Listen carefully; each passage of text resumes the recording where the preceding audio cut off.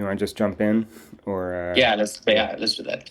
okay, okay. I'll try to be mindful of the time. I have some stuff at 11, so Okay. um, I'm not sure how far we'll get. In some respects, this chapter was a little bit easier to read than some of the others.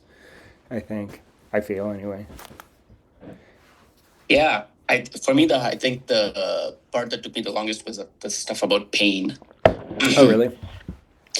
Yeah, I think the whole thing about perception of wanting to change a condition as opposed to a reason to change a condition was like not as clear. Yeah. Well, she talks about the difference between having a reason and having a perception of a reason. Right. There is, I think, a kind of correlation to another kind of jargon in embodied cognition. Mm. It's something I've been spending some time on in the seminar I've been teaching. I mean, one way we can kind of think about it is now let's not worry about reasons just yet. Let's just worry about concepts. There are perhaps different ways to think about what a concept is and how it can be expressed or how we can have awareness of it, Mm. right? So there's the, I guess, most kind of typical or traditional idea of what a concept is, which is that it's some kind of abstract definition. So, like a Platonic form could be thought of as a concept essentially, right? I mean, Mhm. why do you call those things tables or chairs or whatever? Well, they fit the form or the concept table or chair, and that means that it has certain identity conditions that it satisfies and all that kind of thing. But that's all abstract. It's abstract in a couple of reasons, or for a couple of reasons. One, it's not physical, Mhm. although not everything that is not physical is abstract. But the other thing that really does make it abstract is that it's general, right? Mhm.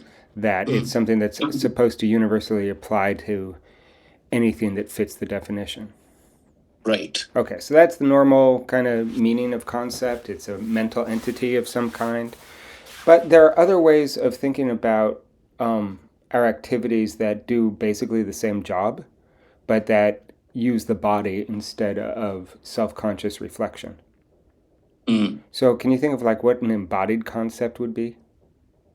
And maybe just to make it a little more clear, you can think about how concepts we've seen in various places, and my formulation of it is that concepts are kind of like labor saving devices, Right. right? Because you don't have to always repeat all the details. You just say that's a chair, and then Yeah.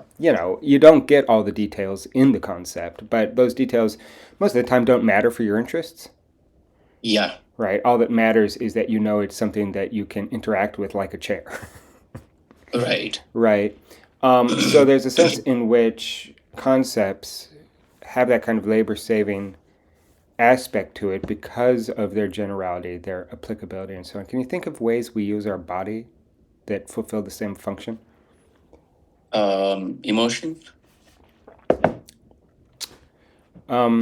Okay, or make maybe, that argument. or maybe, or Make that maybe argument. like, or like maybe feeling.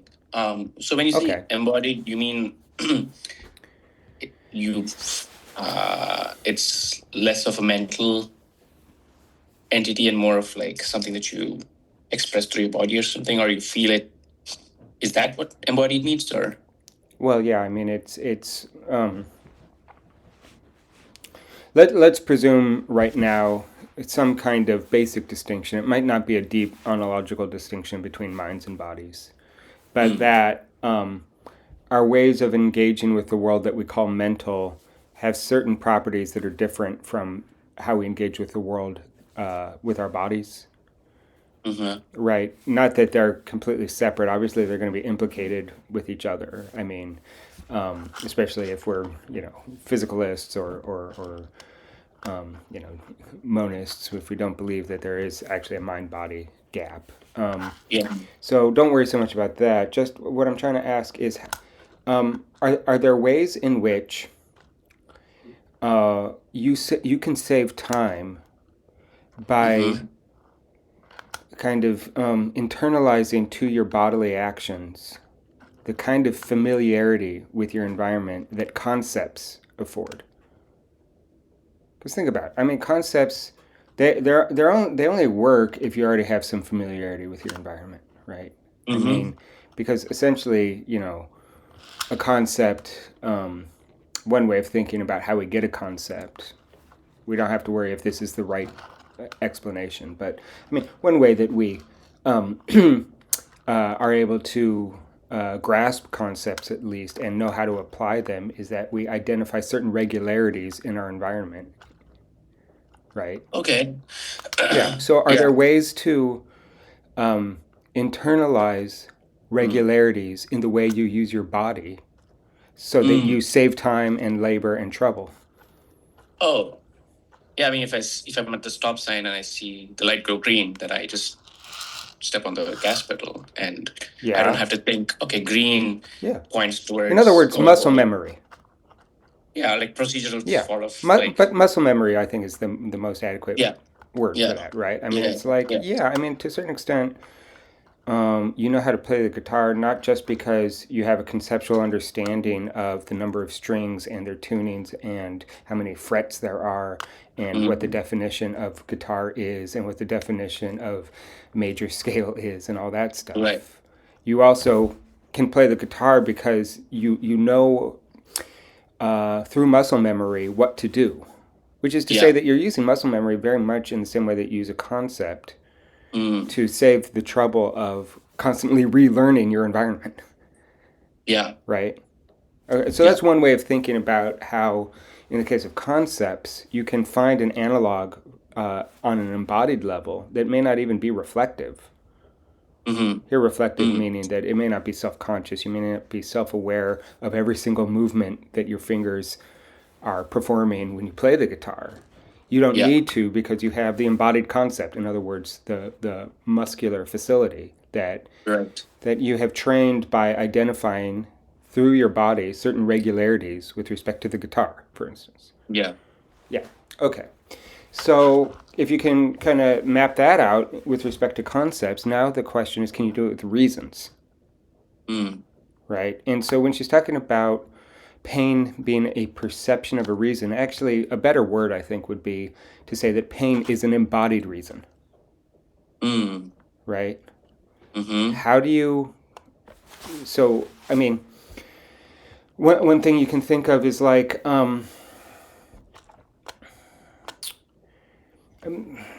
So one thing that we'd have to bring on board, I think, is that activity doesn't have to be reflective for it to be evaluative, Mm. right? So she does argue against the idea that pains and pleasures and whatever, in particular pains, are intrinsically evaluative. Although I Right. kind of disagree with her. I think that there are lots of good counter arguments to what she says, but I have to dig into the text to get the precise argument and the Yeah. precise counter argument. But I mean, I think that there are definitely situations in which, like one of the things she claims is that it's not so much that pain is itself intrinsically bad, Mm-hmm. it's that pain is combined with an instinct to revolt against it. Right. And it's only when you revolt against it that pain is evaluated as bad. Right. I think that's false. Yeah. But we don't have to worry about whether or not it's false for Yeah. right now, just to get clarity on what this, pain being a perception of a reason is. We can think that. So here's how she tries to put it together. So we have the idea of affect or sensations Mm-hmm. that are bound up with value, whether or not we know that they're values. So, like an Mm. animal in its activity is valuing certain courses of action, whether or not it's thinking, is this good? Is that good? Right? So, what reflective endorsement is something humans or sufficiently intelligent animals can do, wherein they take a stand on the evaluation In Yeah. other words, they say, I have this impulse. Is it good? Is it not good? Okay. But the impulse is in some sense a motivation. It has a value, whether or not you're aware of it, whether or not you're reflecting on it, Yeah. right? Yeah. Now, so that's one part of it. And then the other part of it is that just like in morality, when we think, okay, should I act on this impulse to steal from that 5-year-old? It would be so easy. And then you think, well, if I do that, I'm going to hate myself because I think I have this moral identity that's very important to me, or, whatever the identity is. She thinks that the moral identity is one of the deeper identities, and then we have these other identities that are or depend on that moral identity. But in any case, the idea is when you think, you know what, I better not steal from that 5-year-old, even though I could do it and nobody would know and I'd get away with it. Mm-hmm. The fact that I would get away with it doesn't make it not bad, right? Yeah. It's not that I have to be punished in order for it to be bad. Mm-hmm. It's that it's bad because I would recognize that it's a threat to my moral identity. Mm-hmm. Okay, so this idea of reasons as being the warning signals that there is a threat to your identity, that's something that we recognize in morality, but it's also something animals recognize with respect to pain. Mm-hmm. It's that Mm-hmm. animals recognize that a pain is a warning signal that signals the threat to their physical identity. Yeah. But do they know that it's a threat to their physical identity? Well, no. Mm-hmm. They perceive it. Mm-hmm. So it's not a reason because they don't know that it's a reason. It's a Mm-hmm. perception of a reason. Mm-hmm. Mm-hmm. You get it? Okay. Yeah, I get it. Yeah. Okay. Okay. Yeah. Mm-hmm. I didn't have very much time to make an outline this week, unfortunately, because we had lots of hardcore readings in my other thing. But I Oh, do for the have seminar. I do have a little outline which is not as good as I would like, or not as I don't know, informative as I would like. I'll just share that in the chat now. Mm-hmm. Let me see if I can find it. Oh my gosh, I have almost no space left on my desktop. Oh, here's the folder. Okay. Are you able to email it? Oh, you would prefer email? Sure. Yeah, I can open it on my screen. Oh, right. Yeah. Okay. Let me do that.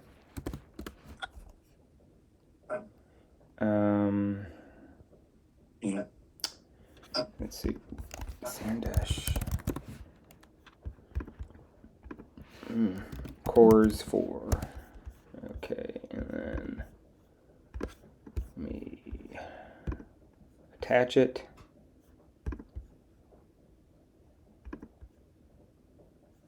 There it is. Okay. It's on its way to you right now. Okay. So it'll probably come up in your outline at some point, but quick question about that. Yeah. The animal Uh-huh. valuing its own physical identity, and the fact that we say, or Korsgaard says, value there. So that's where like the naturalism comes from, where she, like in her theory, where Yeah, I she mean, just to be says, super persnickety about it, that's not where the naturalism comes from. It's where the naturalism comes into her theory. right, Right. Yeah. yeah. Yeah. Were you going to say anything more about that? No. I was just Okay. Yeah, I mean that so let's see if I can find the specific place in the article where she talks about that's weird. I lost the article. I have to reopen it. I must have closed it somehow. Let me get that chapter back up.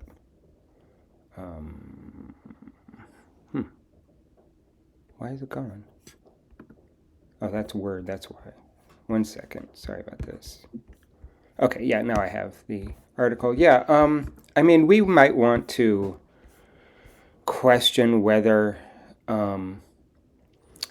it's true that a pain is neutral with respect to value on its own, and if it has to be somehow combined as a sensation together with some kind of reaction for it to be bad. Yeah.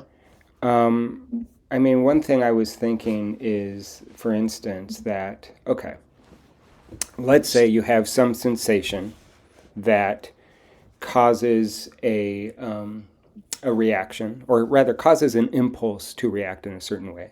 In other words, you want to stop the pain, right? Mm-hmm. Now, it's possible.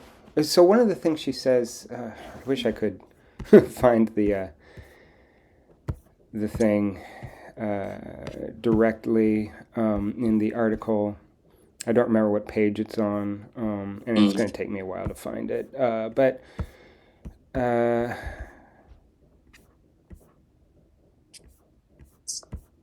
I might be able to find it if I just look. Anyway, I'll just try to remember the argument and one question that kind of remains for me about it. She says something like, well,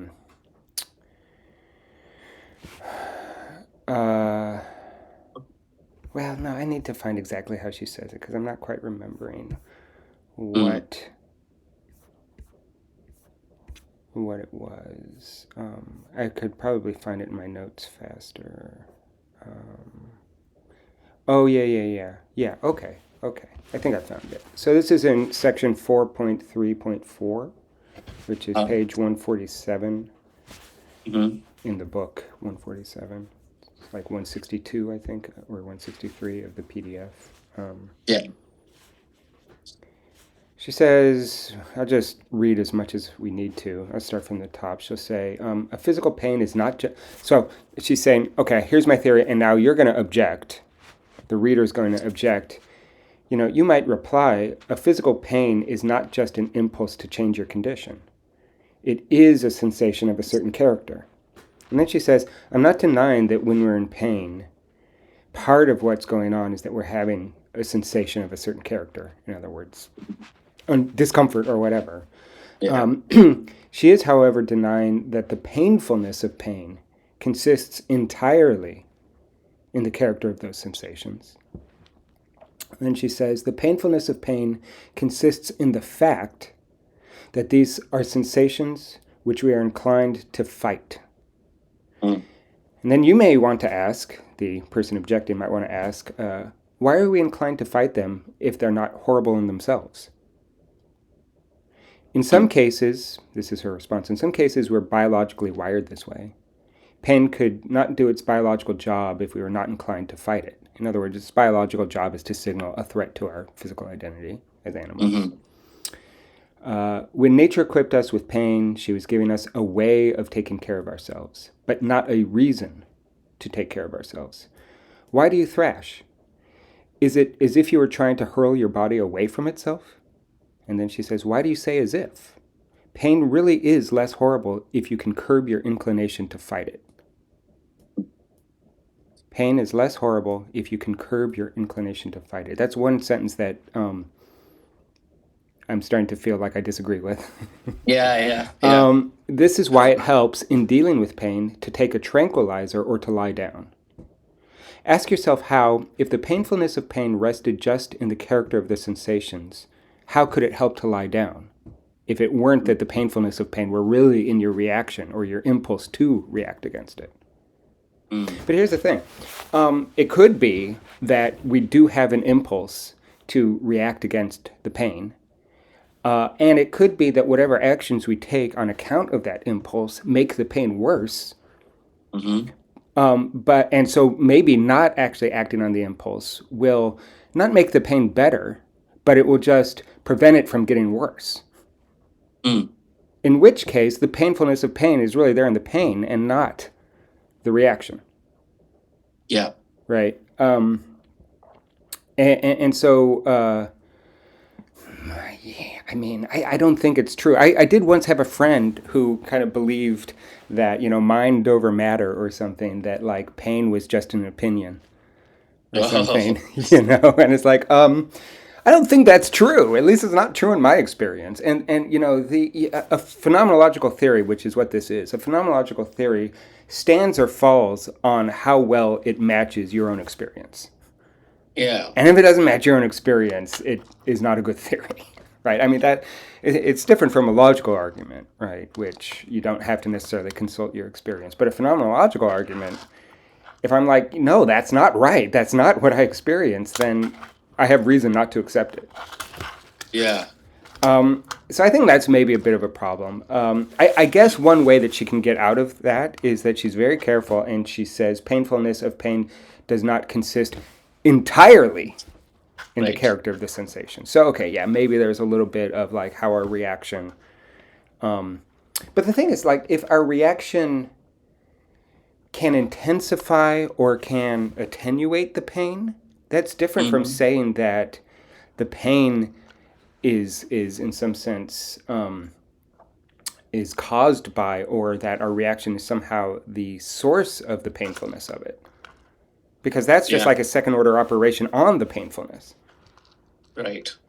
So I don't know. I mean, I kind of agree with the utilitarians or something. Whoever is making this claim, she doesn't name drop utilitarianism here, but I don't know. I think that certain feelings are.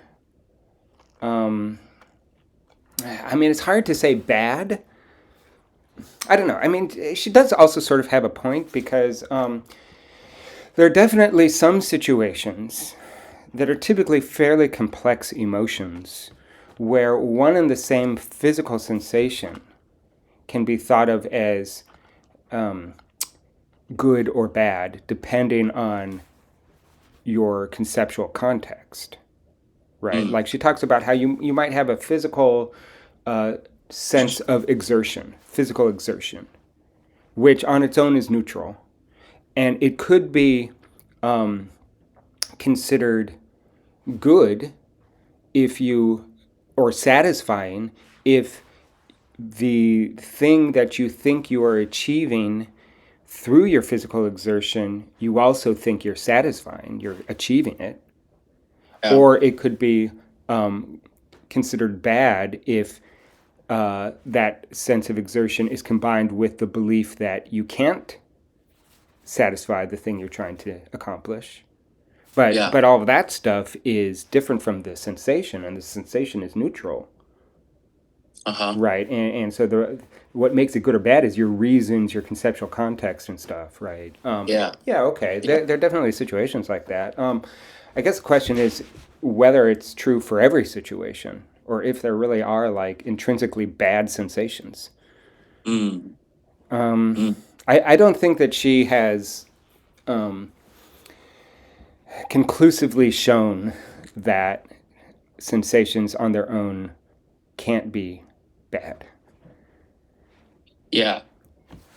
I mean, well, yeah, I'm thinking of, yeah, I don't know, like people who run like 200, 300 miles or something, like ultra marathoners, where Mm-hmm. they're obviously experiencing like deep pain, but they're valuing what they're going to get in the future Sure. when they finish the race. But I'm just, well, but if I think of a simple pain, like putting my hand on a hot stove or something, that's sort of different from the ultra marathon running, that sort Yeah. of pain where the stove feels more intrinsically bad to me. Yeah. Yeah. um, Yeah, because it's combined with an immediate reflex to preserve your physical identity, mhm. right? Yeah, I mean, I don't know. It's possible that our sensations and our impulses can't be separated. That this is one of these places where, depending on how inclined you are to be a philosopher versus a normal human being, maybe it doesn't matter, right? Because it's possible that our sensations, just as a matter of fact, always are combined with impulses to react in one way or another. But that's still different from the source of the value, Uh-huh. right? And I don't know, I'd have to think a little bit more about whether that distinction matters for what she wants to Yeah. argue. I mean, one thing that we might say is that if sensations can actually be evaluative independently of the rest of the reactive context. And reaction could mean you pull your hand away. Reaction could also mean I think about whether this is what I want to do or not. Those are both Yeah. reactions, right? Yeah. If sensations can be intrinsically bad, then she has to become a moral realist, a substantive moral realist. Mm-hmm. And then all those problems that she says afflict substantive moral realism, she has to have a better argument for why substantive moral realism is bad if sensations really can be bad in themselves. Yeah. So then that whole part of her argument doesn't work, and the substantive moral realists can fire back and, you know, get out of Yeah. her objections and whatever. I mean, part of what's going on is that she has to kill substantive moral realism so that her theory is the only theory that works. Because otherwise you've got this kind of underdetermination, and if you can't decide between one or the other, you don't have a good theory on either side. Yeah. So that's part of like the the profession of philosophy and the way that plays a role with respect to like how we live our lives. I don't know that it matters. Mm-hmm. But yeah, I don't think she gives a particularly good objection to the idea that pains can be intrinsically bad. Yeah. Yeah. Mm-hmm. On the other hand, I mean, I think she tells a pretty convincing story otherwise, that pains, I could even grant that pains are always combined with an impulse to stop them, Yeah. right? And then the rest of the theory works. It's just we need to worry about where badness comes from. After all, Right. the name of this book is the sources of normativity, and Yeah. so if she's Mm-hmm. wrong about pains being intrinsically bad, then she has to retitle the book because she doesn't have the Yes. right source of normativity. Yeah. But anyway, that's what I'll say about that. Mm. I mean, I think it is kind of interesting. I mean, I guess, well, I don't know. I mean, one thing that she also claims that I think is probably false. Mm. And I wish I could quickly find the context, so maybe I'm not being fair with respect to the rest of the context around this claim. But one of the things she says is, and I think she means both humans, animals, plants, whatever, is that you can't be in pain without an awareness of being in pain. Uh-huh. I'm not sure that that's true. Because as far as I understand, people who are in comas, you can tell whether they're in pain. Yeah.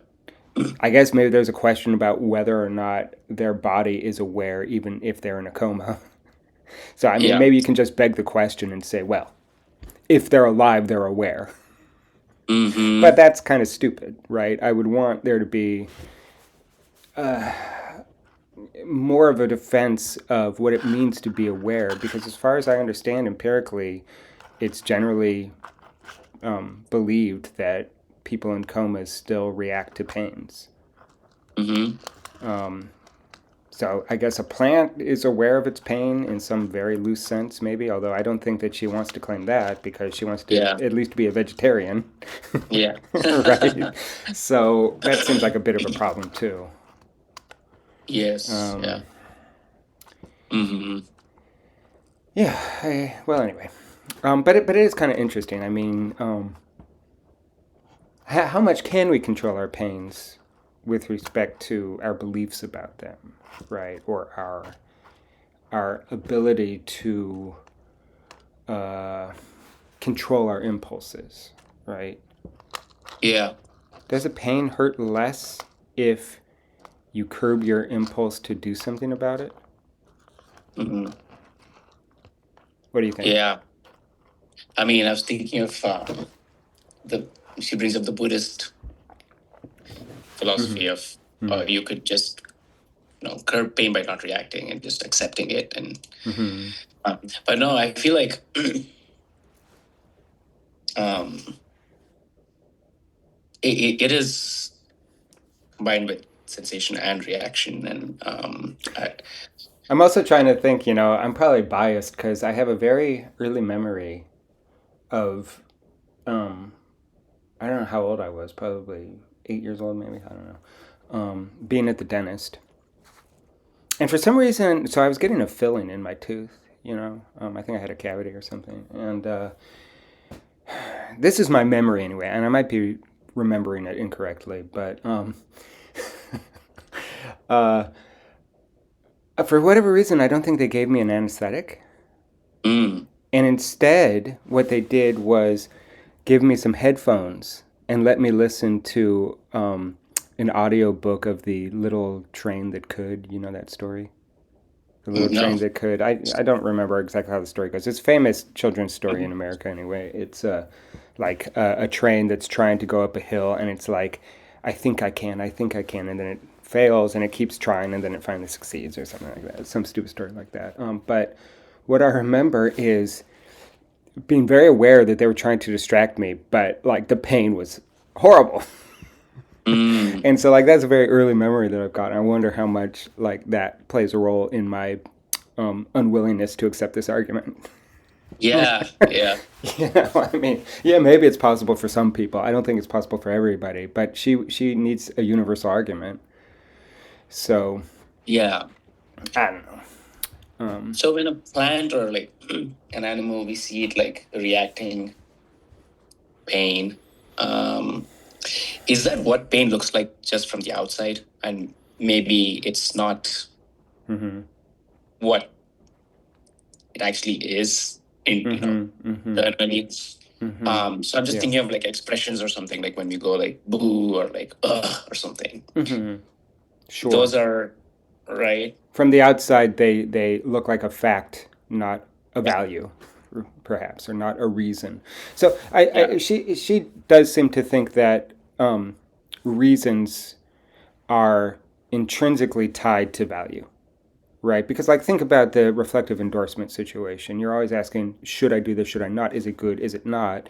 And the only reason reflective endorsement works is that evaluative judgments are self-consistent Mm-hmm. because you're asking, is this good relative to my evaluative framework, Yeah. right? So but that means that the normativity of reasons uh, is derivative from our ability to evaluate, Mm-hmm. right? So value and reasons are very closely tied together. And she also talks about how you can't really have moral deliberation without moral emotions, Mm-hmm. right? Because moral emotions are what give the force to the sovereign part of your consciousness to lay down a punishment, right? Like if it were the Mm-hmm. situation where it's like, oh, you know what, I'm losing my moral identity, but I don't care because nothing has value, Yeah. then Mm-hmm. then her argument wouldn't work. There, that wouldn't be a punishment. If you don't care, it's not a punishment. Yeah. You have to care, Yeah. right? You have to care about your identity, which means you have to value your identity. So reason is inseparable from value for her, Mm-hmm. right? Mm-hmm. But what did you say a moment ago? I'm trying to get back on track with what you said. Like when we look at like a plant or something, Oh yeah, from the outside versus the inside. Yeah, right? yeah. I mean, I think that that's actually a really interesting idea, and I think pretty persuasive too. That I mean, it's also kind of a get out of jail free card for anybody who's Mm-hmm. skeptical. And like if you're Yeah. a hardcore positivist or something, not that I don't think anybody's a hardcore positivist anymore, but like with the boo or yay or whatever, from an outside perspective, that is not a reason. It's Mm-hmm. just an expression of an emotion, right? Which means it's like almost no different than bleeding when you get cut, Yeah. right? It's like bleeding's not a reason or something. But from the inside, you have a different perspective, right? So one of the things she says is something like, from the inside first person perspective, the value we attach to our activity is actually it's legitimately a value, and that value, if we're reflective, can be sort of recursively evaluated or recursively reasoned about, such that it becomes a reason. From the outside, though, all we see is the activity. We don't see the normative dimension of it. The normative dimension is something that's only accessible from the first person perspective. Right? Like, I think an easier way to grasp that, it sounds like you already kind of get it, but like, like you think about, here's my stock example for talking about the relationship between activity and value. We might say, if we're hardcore positivists, that there is no value in the natural world. All there is are facts or activity or whatever. But it is the case that a flower will incline to wherever the sun is, right? So, like, if it's at by a window and the sun comes through that window, the flower will grow towards the window. And so, from the flower's point of view, if it had a point of view, but from the sort of affective, that is to say, feeling-based, embodied point of view, or perspective, or whatever you want to call it, it values the light of the sun. Yeah. Right? And you could always say from the outside perspective that an expression of emotion is not itself a value. It is a fact that people, for instance, talk about murder like it's bad, but the badness isn't there in the world as a fact from a third person point of view. But from a first person point of view, it is there. Yeah. Right? And so, that's her claim that in order to actually get into the moral mindset, you have to try to, I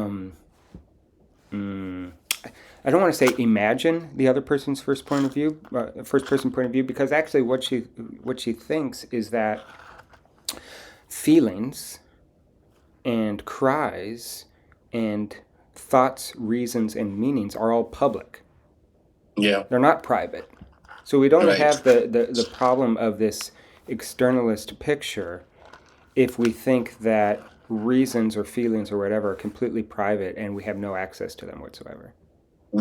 But what she wants to claim is that that's not the case. There are all sorts of reasons to believe that meanings, and then she'll say reasons, and then on top of that, I guess she'll say feelings or affects are public, intrinsically public. Yeah. So maybe we'll just kind of place that there for a moment, because it's kind of a complicated argument. Do you remember much of that argument? About reasons being public. Yeah. The private line. Is that where she brings in Wittgenstein? Wittgenstein, yeah, and the private language argument, or rather, the argument against private language. Right. It's the idea about the fact that you can be wrong. So if you have a sensation and you decide to call that sensation S, well, if you're the one who's deciding, at any given time. Yeah, exactly. Then you can't be wrong about it. It has to be that. There's no way to distinguish between S really means that sensation and S seems to mean that sensation. Right? That's the idea. Or like, I think S means that feeling I had is the same thing as saying S means that feeling, if it's private. Because there's no way to appeal to an independent standard. Yeah. Right? And the ability to appeal to an independent standard is necessary for meaning. Because otherwise, all you have is causality. You don't have the sort of normative standard that can be violated. Right? And so if we think that words really can mean something, and we don't even have to worry about whether the meaning involves picking out something in reality or simply being consistent with the rest of our beliefs or whatever. In either case, you need a standard. You need correctness conditions. Yeah. Right? And you can't get correctness conditions if all you've got is every time I have a sensation, whatever the sensation is, it prompts me to say S. There's no way to be correct or incorrect about that. It just happens. Mm-hmm. But meaning isn't like that. Meaning has to be the sort of thing about which you can have social agreement. Mm-hmm. And so the upshot of the private language argument is that the meaning of a word is the role it plays in social agreement. Mm-hmm. The way that the famous slogany kind of tech bro-y way, I don't know if this is tech bro or not. I don't know if tech bros like Wittgenstein or not. Probably not. They like Nietzsche more. But Uh-huh. you hear Wittgenstein name dropped a lot. Anyway, I don't know who name drops him. Maybe artists name drop Wittgenstein more. Anyway, the Wittgensteiny way to say that is the meaning of a word is its use in a language game. Mm. Have you heard that before? The meaning of a word is its use in a language game. But a more straightforward way to say that is the meaning of a word is the role it plays in social agreement. Yeah, And the yeah. This social reminds me. agreement, yeah, sorry, go ahead. No, no, no. This reminded me of ravings on intentionality with Brandon and stuff, where he's talking about the Yeah, game. sure. That's There's game. definitely a strong kind of Wittgensteinian pragmatist, Yeah. sort of thread there. So the social agreement could take all sorts of forms, Mm-hmm. right? And it's always going to be contextual and based on the interests that are in play. So, like the famous example from philosophical investigations is you've got some builders that are building something, and one of them just says slab. Mm. Have you read this before? She actually talks about this a little bit here. Yeah, yeah. They just say slab, and slab is first of all, it's not a sentence. you Yeah. know? Um, Now, what does it mean? Well, it means perform some action that is pragmatically well formed given the context and the current interests. By Mm. pragmatically well formed, you know what well formedness is, right? No. Oh, here's a sentence that is well formed but is meaningless. Mm. Colorless green ideas sleep furiously. That's Mm. grammatically well formed. Mm. In other words, here's a sentence that is not grammatically well formed. Sits dog yesterday, house, Mm-hmm. roof on. Mm-hmm. Okay, that's not grammatically well formed. In other Yeah. words, there's something wrong with the structure so that it can't fulfill whatever the purpose is of Mm-hmm. a sentence. Yeah. Right. Now, those words all have meanings in some sense. I mean, they have conceptual definitions and so on, right? Yeah. But the sentence itself doesn't make any sense, but not because there are internal contradictions to the words or the concepts. None of the concepts are self-contradictory. There are no contradictions or category mistakes with respect to the sentence, but grammatically, the sentence, the parts of the sentence aren't put in the right functional relationships in order for it to make sense. Yeah. Okay, so that's grammatic well-formedness. Mm-hmm. A sentence that is grammatically well-formed but is meaningless is colorless green ideas sleep furiously because Mm-hmm. there grammatically everything is in the right relationship. You've got the noun phrase, the verb, everything is right. The adjectives modify the nouns in the right way, but it's meaningless because of the meanings of the words. Yeah. Right. Okay. So pragmatic well-formedness is pretty much the same kind of thing, but with respect to actions.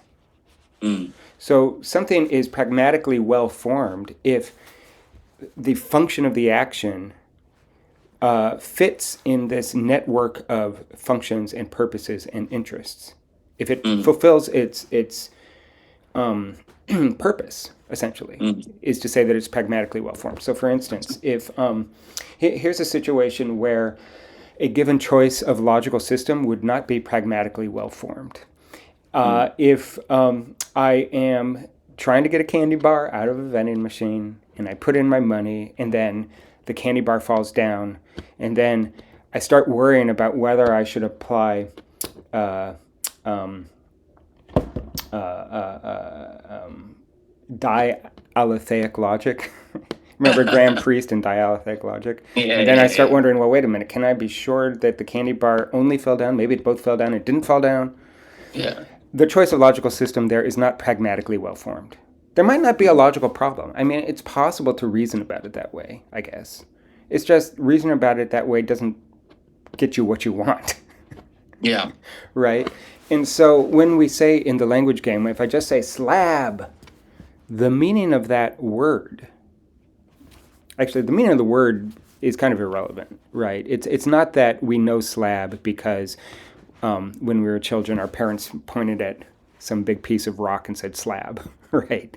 Yeah. It's that, you know, very often, even without saying a word or without the right word, we're able to fill in what is intended, what the right meaning is, just based on the context, right? We don't even need the meaning of the word. So when I say slab, that meaning, even though it's the same sound, it's the same word, it's the same linguistic utterance, its meaning is going to be quite different depending on the context, depending on the interests, depending on your ability to think about what my reasons and interests are, to internalize my own point of view into your point of view. So Hmm. when I say slab and, um, you know, nobody's freaking out, Yeah. nobody's going like that, then it probably Right. just means, oh, I need a slab.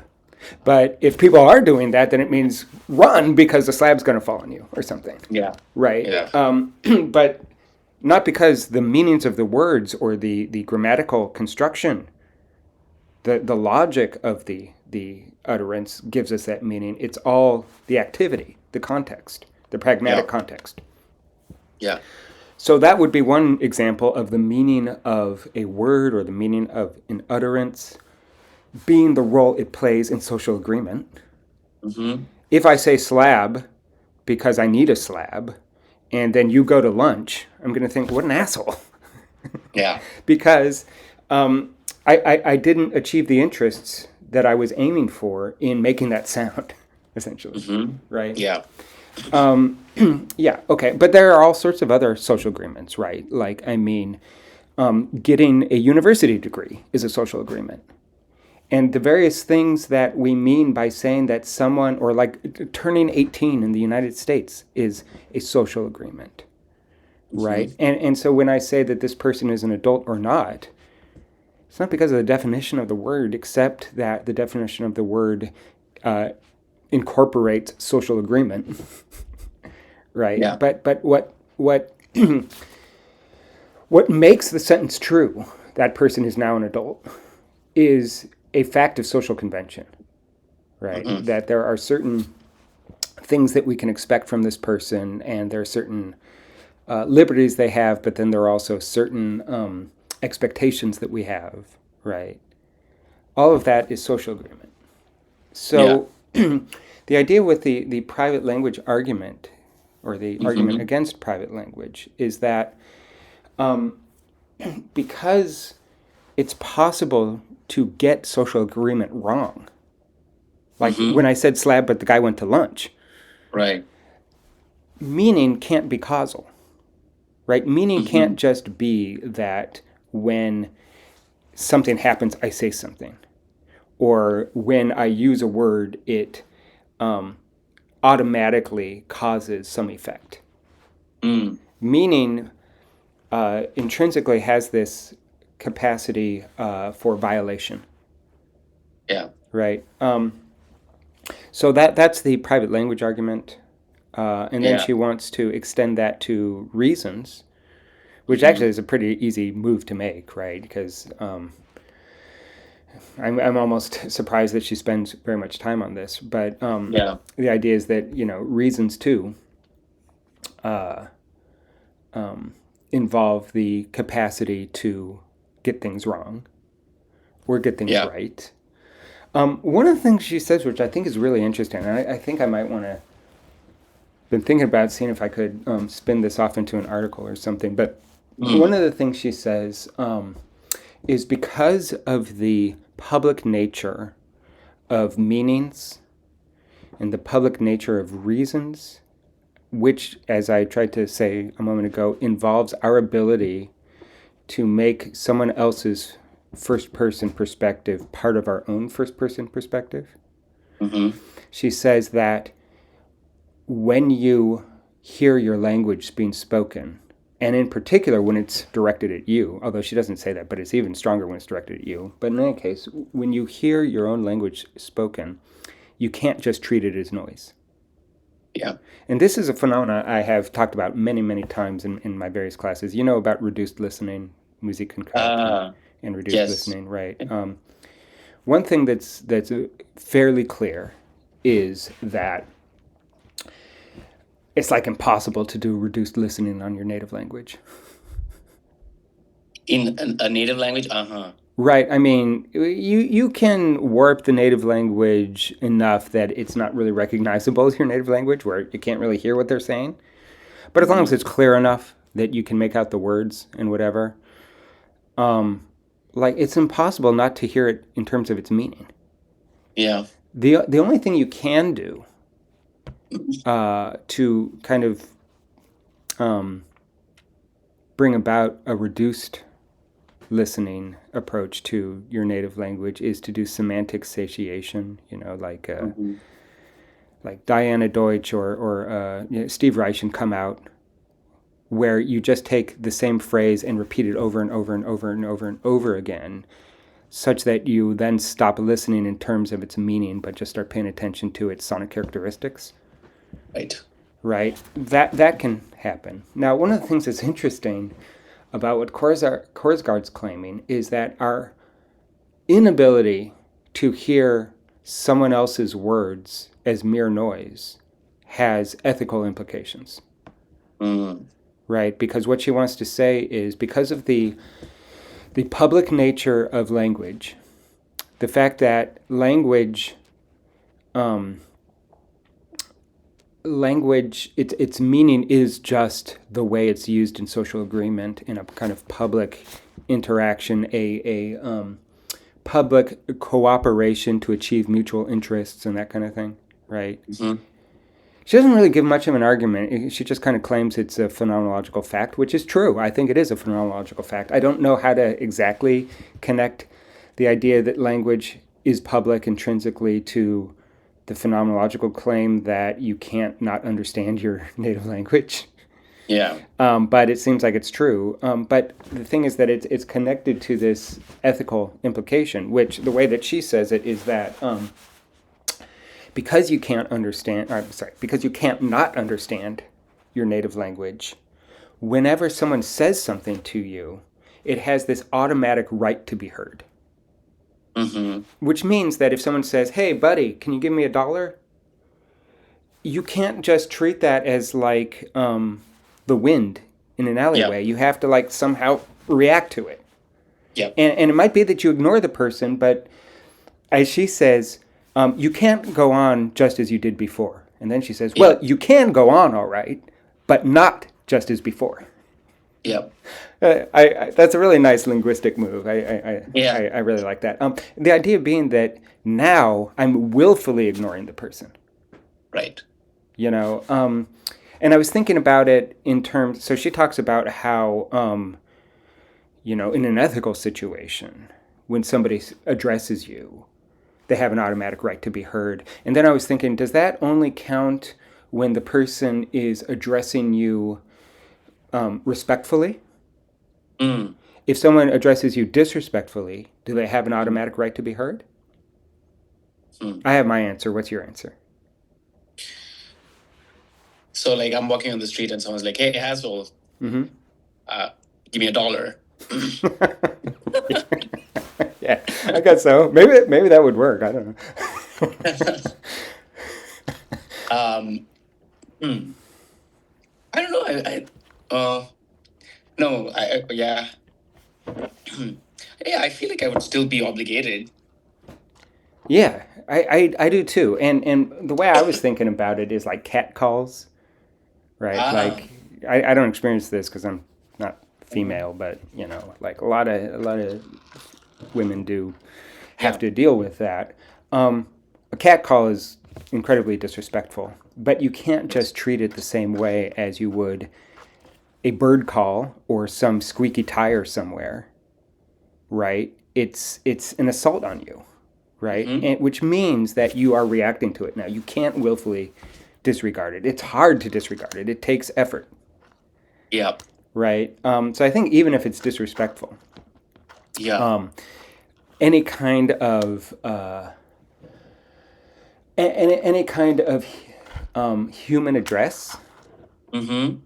has that automatic right to be heard. Not that you have to agree with it or honor it, but you're automatically placed in this situation where you cannot just be oblivious. You have to exert effort to ignore it, which means Mm-hmm. that you have to be mindful of your reasons for ignoring it. So, in other words, when the person asks for $1, let's say they're not being disrespectful, they just say, "Can I have $1?" I mean, the thing is that, like in it's interesting with semantic satiation too, because one of the reasons when I lived in New York that didn't faze me at all was like you couldn't walk 5 steps without being asked for $1. Yeah. And so you could just kind of get inured to it, right? It's like Mm-hmm. you do start to just sort of hear it as noise after a Yeah. while. But every once in a while, something happens that, like knocks you out of your phenomenological complicity, or not complicity, but complacency. Mm-hmm. Right. In other words, there's a roughening. The ready to hand breaks down, and Yeah. Yeah. it becomes present to hand, or whatever. Mm-hmm. Or if I'm in Seattle, where I don't get asked for $1 every 5 seconds, like if somebody asks me, I feel much more obligated to say, "Oh no, sorry, I don't have any money on me," Mm-hmm. which is a reason, Yeah. right? And so, yeah, it does seem like, yeah, there is this ethical element um, to the fact that we can't not understand our language, or even, as she wants to then later say, even cries of pain, right? So that even if a human or an animal is crying in pain, I think this is why the cat call works, because the cat call is not a Mm. word, it's not language, but it's Yeah. still an obviously intentional sound. You Yeah. can't not hear it as intentional, Yeah. right? And since you hear it as intentional, you hear it as having a reason, having some kind of purposive interest, right? I think that's what is behind this. That it's not just that phenomenologically you can't not understand your language. It's that when something is recognizably language, you can't hear it as not language. But that means that in hearing it as language, you also hear it as something that's intentional, as something that has interest, purposes, right? So, like when she's quoting Hume, and she says almost no philosopher ever spends any time on this. The only Mm. person that I've found that has mentioned it at all has been Hume. Mm. And there, what Hume is saying is that, so there's this argument, I think it's Demia and Cleanthes are the characters, and I think Mm. one of them is arguing for something like the teleological, or not the yeah, or the cosmological argument, the idea of God must exist because the world seems designed, Yeah. and the other characters arguing against that. And then one of the things Hume says, and obviously Hume doesn't agree with the idea that that's a good argument, but one of the things Hume says is that you can't deny the sort of intrinsic designedness of the world. Or if you could, I mean, it would be like saying that if you're walking down the street and you heard a voice from the sky speaking to you, that you would be able to hear that as not designed, as not intentional, Mm-hmm. right? That's the idea that our language always has this element of design, intention, interest, and the argument by analogy is that so does the world, and so therefore some intelligence must exist, some kind of God or something like that, Mm-hmm. because you can't not see the world as designed. You can deny, you can try to give reasons for why, even though it looks like it's designed, it doesn't mean that God exists. But you can't not see it as designed, Yeah. right? And she's making the same claim about language, and she says Hume, in that analogy, is also making that claim that language always has this element of designedness, or anything that you can't not hear as intentional, like a cat call or a cry of pain. Yeah. It intrudes on your consciousness because it is intrinsically public. Mm. I guess the evolutionary account of this would be that social interaction, it goes much further down the evolutionary chain than language. Mm-hmm. Right? So that we were already engaging in very complex and sophisticated social agreement before we ever started using words. And Yeah. words were just, a further kind of technological advancement on that basic need for Yeah. social agreement. And that's why Yeah. language is public, and that's why Yeah. reasons are public, and even cries are public. Now, the thing Yeah. that I was interested in is because of that, because of the idea that our inability to, what is it? Our inability not to understand our own language, not to hear Mm. it as intentional, because that has ethical implications. I Mm-hmm. was really thinking about that piece by Steve Reich, Come Out. Mm. You know, and I was actually trying to figure out if there were a way to make Mm. Steve Reich seem less unethical than Mm. than Mm-hmm. it seems based on this account. Yeah. Because, like, you know the story of that piece and the material. Are you familiar with it at all? That's a tape piece, right? Yeah, it's And a it's tape piece, and so the content of the piece is, well, maybe a little bit about the background. The background of the piece is that I think they were called the Chicago Six or something like that. Anyway, Mm. there were like six black teenagers, boys that were accused of a crime or something. I don't remember all the details, but anyway, they were arrested and they were beat up by the police. And then, as far as I remember, one of them was being interviewed, and then I don't remember why he says this, but I think it's because he wanted to show the effects of police brutality, and he had this bruise, and he wanted the bruise to be bleeding for when the press came, so that Mm. he could show how much brutality had been exerted on him or whatever. I think that's the story. I could be wrong about that. But I think that's why he says in the tape piece, I had to open up the bruise and let some of the bruised blood come out to show them. Oh, yeah. Right. I've heard this piece so many times I could totally Yes. Yeah. imitate it. And then I had to open up the bruise and let some of the bruised blood come out to show them. Come Mm-hmm. out to show them. Come out to show them. Come out to show them. Right. Come out to show them. Right. And then you get the semantic satiation, such that it makes it possible to hear the language as noise. I think that Korsgaard isn't sufficiently attuned to aesthetics because mere Yeah. noise is pejorative, but actually mere noise is music too. Music is mere Yeah. noise. Yeah. So we don't Yep. want to call it mere noise in a pejorative sense, but it Right. becomes musicalized, it becomes aestheticized, it becomes non-meaningful, which means Mm-hmm. in some sense non-linguistic in the more sophisticated sense. Now, it's still perhaps aesthetic, which means that it could still operate at the same level as an animal cry. Mm-hmm. So it could still be normative. It could still be making an ethical demand on us. And in fact, I think that, so I used to be of the opinion that there's something kind of unethical about that piece because you've got this kid that was beat up by the police and, was the victim of injustice, and his words, his voice, his meanings, his experience are all used, exploited as the material of an ethically neutral aesthetic piece of music. In fact, Mm-hmm. that's the way that Reich talks about it. He says that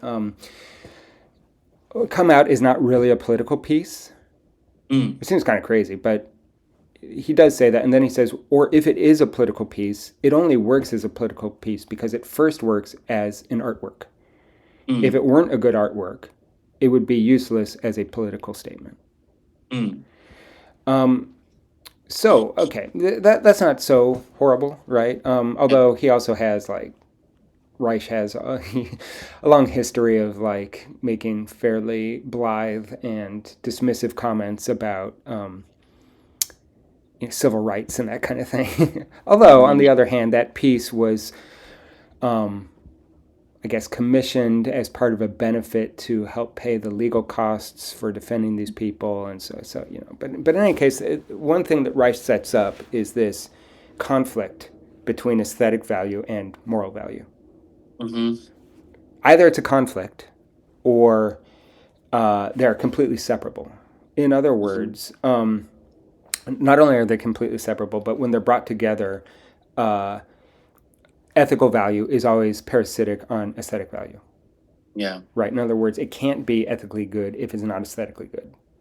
Right. Right. Or it can just be aesthetically good without being ethically good, but it can't be just ethically good if it's an artwork. Yeah. Right.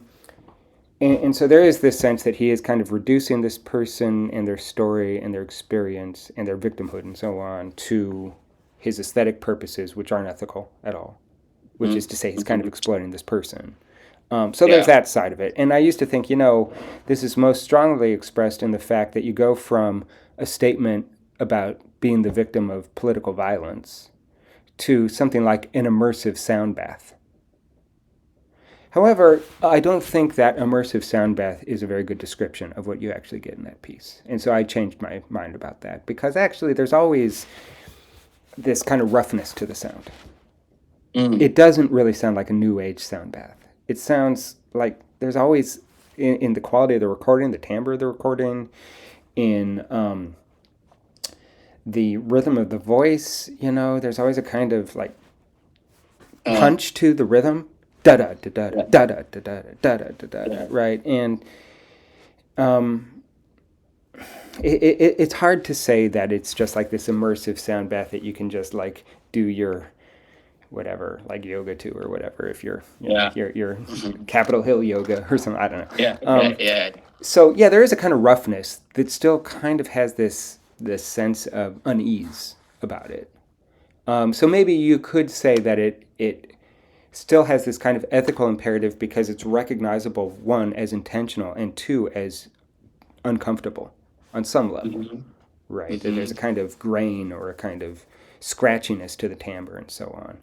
But then the problem is, well, okay, if what is happening is that human language is being human language and its ethical imperatives, its ethical, right to be heard, is transitioning into something more like an emotional cry, which also has an ethical right to be heard, but isn't strictly human Mm-hmm. because animals cry too. Then maybe we're Mm-hmm. back to an ethical problem. He's reducing this black victim of violence to an animal. Yeah. Yeah. Or not. I mean, maybe we could say, is that bad or not? I mean, part of having an ethical obligation to animals is that we don't treat them as beneath us, Mm-hmm. but we treat them as part of our community. Mm-hmm. And even so, it's still kind of like I don't know if there's a way to save Reich and like not make him seem like he's reducing black suffering to animal suffering. Like, isn't that Yeah. already kind of like a bad thing? Yeah. I feel like if I didn't know the background of this piece and I heard it the first time, Yeah. it would just come across as a purely aesthetic piece, like without any ethical implications. In fact, I might even like bob my head because it sounds kind of like a hip hop sort of a Sure. In fact, I thing or think something. it's been remixed in various hip hop Yeah. situations. But yeah, yeah. I will say this. I don't know if there's a this probably sounds racist or something. I don't know, but it's fairly obvious when you hear the first part of the recording that the person is black. Mm, Like you can tell it's black English. yeah. Is that racist? I don't know. I think it's true. Like, Yeah. Yeah. I mean, it has the cadence, also the Mm, timbre of the voice. I mean, I don't know. yeah. So I think it's pretty clear that you've got somebody that I think is identifiably black based on their voice and the way they talk. And they're talking about, I mean, it's not really obvious why they have a bruise just based on the Okay. piece, but they are talking about, being injured. Yeah. So at the very least, it is evidence of suffering. Right. We don't know if it's political suffering or whatever, but it's still suffering, and it's somebody that is a member of a minority community. And then it's turned into this nice sound bath, if it is a sound bath, that you bob your head Correct. to. Already Yeah. there's maybe some questions about, I don't know. I mean, do we want to have a hierarchy of ethical obligation? Mm-hmm. Or do we want to, very often, this is the way like Rorty talks about it. I don't know if you remember him saying this. Uh, Actually, I think this might not be in the Philosophy in the Mirror of Nature. It might be somewhere else. It might be in another book I read. But in any case, the idea is that we don't need new ethical theories, new ethical laws. We don't need to formulate new ethical laws. We have pretty good ethical laws, and actually, the ethical law is this thing in suffering, and is it sufficiently similar to me? Mm. That's it. Mm-hmm. Mm. And Yeah. so what we've got is this rule that if whatever I'm encountering I can recognize as being in pain, and the only way I Yeah. could recognize that it's being in pain is that it is sufficiently similar to me. Mm. So therefore, I have an ethical obligation to it. Yeah. And so the idea is that really we're not developing new ethical rules like, maybe women should be treated this way. Maybe, minority members of a society should be treated this way, and we need new ethical rules. Actually, we've got one very simple ethical rule, and all we're doing is extending the sphere of moral concern. Mm-hmm. So that, are you in pain? Are you sufficiently like me? Is enough to know whether or not I have an ethical obligation to you. Mm-hmm. And the problem in the past and current age is that people come up with all sorts of ridiculous reasons for claiming that this thing in pain is not sufficiently like me. Mm-hmm. So their pain doesn't matter, which I guess means that, I mean, if we really think that the only way you could recognize that the thing is in pain is by thinking that it is sufficiently like you, then Mm-hmm. that's self-contradictory to say, I recognize it's in pain, but I don't recognize that it's sufficiently like me. But in any case, even if you can separate them, there are all sorts of implausible reasons for saying that this group of people is not sufficiently like me. Yeah. Because, they might not be sufficiently like you with respect to certain things, but with respect to ethical obligation, ethical concern, they are sufficiently like you. You Yeah. know, so that seems to suggest that there is no hierarchy, Mm-hmm. right? Because all we're doing is saying, are you in pain? Are you like me? Good. I'm obligated to you. But it also seems like on Korsgaard's account anyway, there is a hierarchy with respect to being like me. Are you like me in the sense that you can suffer? Or are you Mm. like me in the sense that you can both suffer and also use language? In which case, I don't have as much of an obligation to you if you don't use language, Yeah. right? So Yeah. then, turning somebody that does have language into a piece of music Yeah. seems pretty bad. Yeah. Yeah. Yeah. It's always tricky with these outright political pieces. Yeah. Uh, Yeah. Yeah, I don't know if there's a way to save Reich because, like, the standard thing to do now is to be woke and say, look at how terrible Steve Reich is. yeah. And I was hoping there was maybe a way to, like, have a good argument for showing why it's not as bad as you think. But I just proved that it's worse than you think. Yeah. So I don't know what to do about that. Um,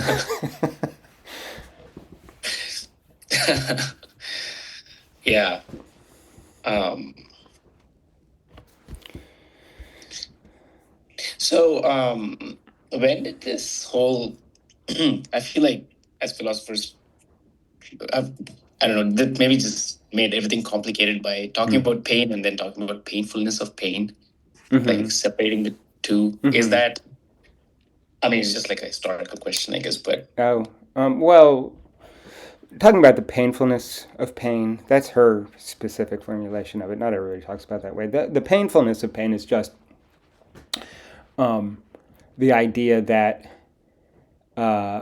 pain is associated with value. Right? So painfulness is pain is bad, but then the question is, does that value come directly from pain, intrinsically as a sensation, or does it come from how we react to maybe conceptualize or treat pain as a motivation, right? It's not qualia. Well, it gets very complicated when you get into the animal situation where you can have perceptions of reasons. Because then a reason has qualia. Having a reason has a sort of qualitative aspect to it. You know what it's like to have a reason. Right. You know what I mean? So in the human situation where you can reason about your pains, you can divorce the pain from thoughts about pain. And the thoughts about pain don't necessarily have qualia. But the pain does. Right. If you're claiming that pains are intrinsically bad, then you would say that in addition to having the sense of a kind of warmth or a kind of whatever agitation or whatever we want to use to describe the kind of in quantitative terms, like how much inflammation is there or whatever, there's also the qualitative awareness that it's bad. So that would be a way of bringing qualia together with the claim that pain is a normative fact. It's bad on its own. And we know it's bad through the qualia of pain. Right. So, she doesn't want to accept that. She wants to say that pain isn't bad on its own. It's only bad with respect to how we react to it, conceptualize it, think about it, and so on. Yeah. Maybe the last thing, or I'm just trying to see what else we've got here that we need to talk about. We need to talk about suicide, unfortunately, because that's a big and kind of important element here. We could also spend a little bit of time talking about what's wrong with the arguments that take reasons and feelings as private. That's how she starts the chapter. I mean, what's wrong with them is that they make shared reasoning and shared problem solving impossible. Right. Right. But she says that really there are two forms of the private language or private reason perspective, that at least there are two that she's concerned with. One is the neo-Hobbesian view and one is the neo-Kantian view. Do you remember anything about that? It's right there at the top of the outline that I put together. It might help to kind of get a little bit of the we're going. The opposing picture of the privacy of sensation, the privacy of consciousness, and so on. Yeah.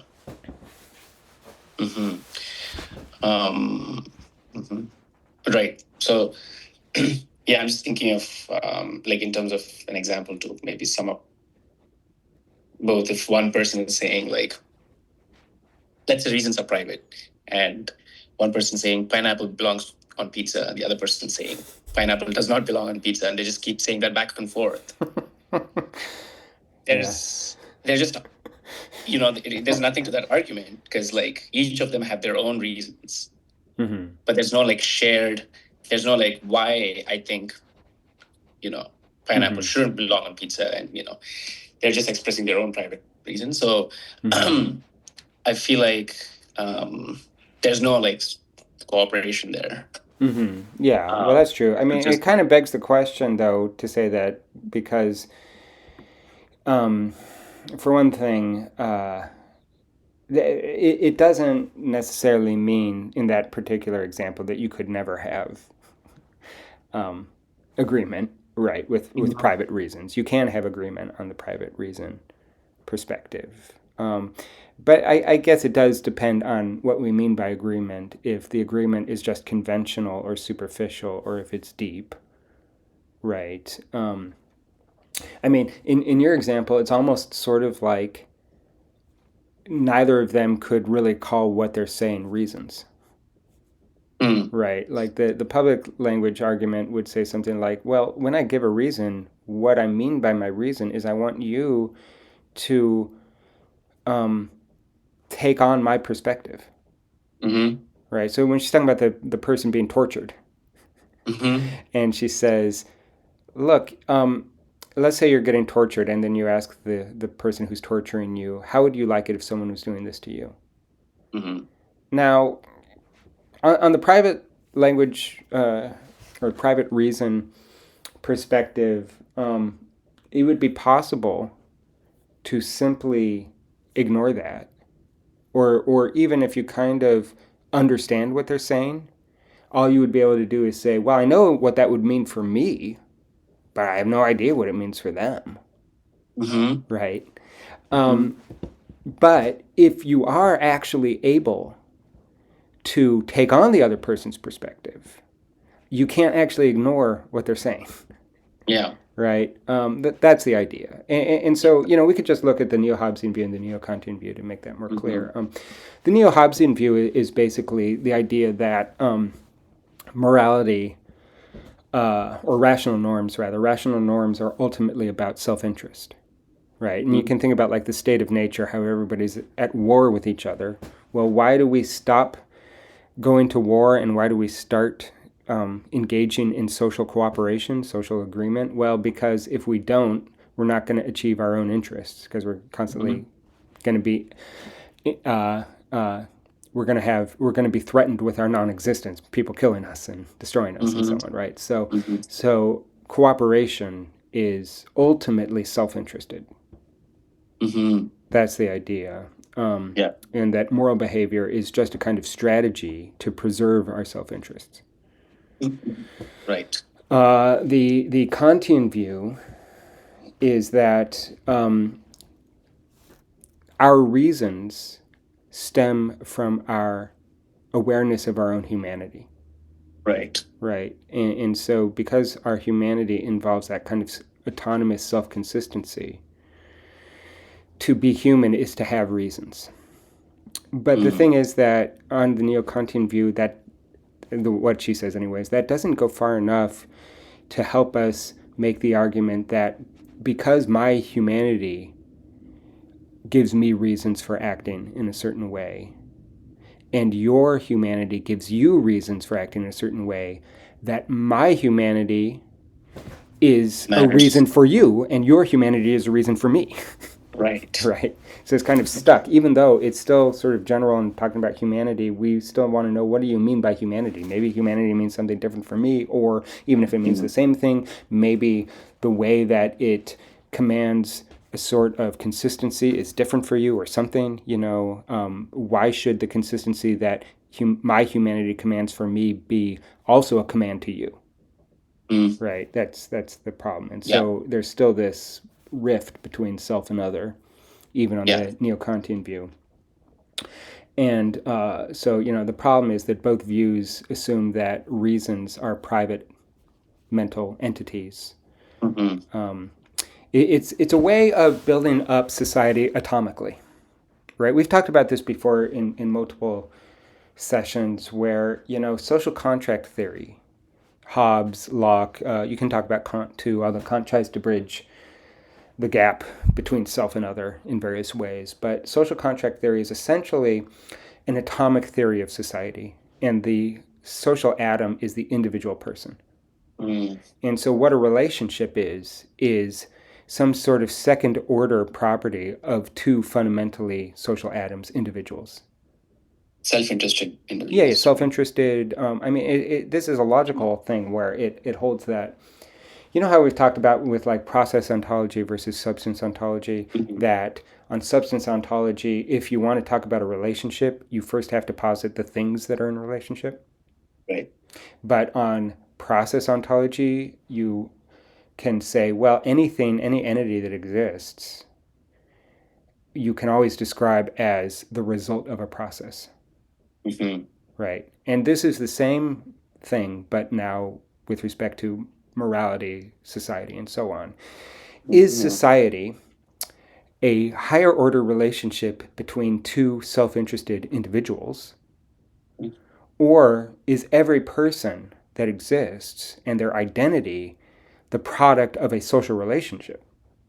Right. Right? So she's claiming something more like the process ontology view, Yeah. but now with respect not so much to ontology and that kind of thing, Right. but with respect to society. It's the idea Yeah. is instead of the individual is prior to the relationship, she claims Mm-hmm. the relationship is prior to the individual.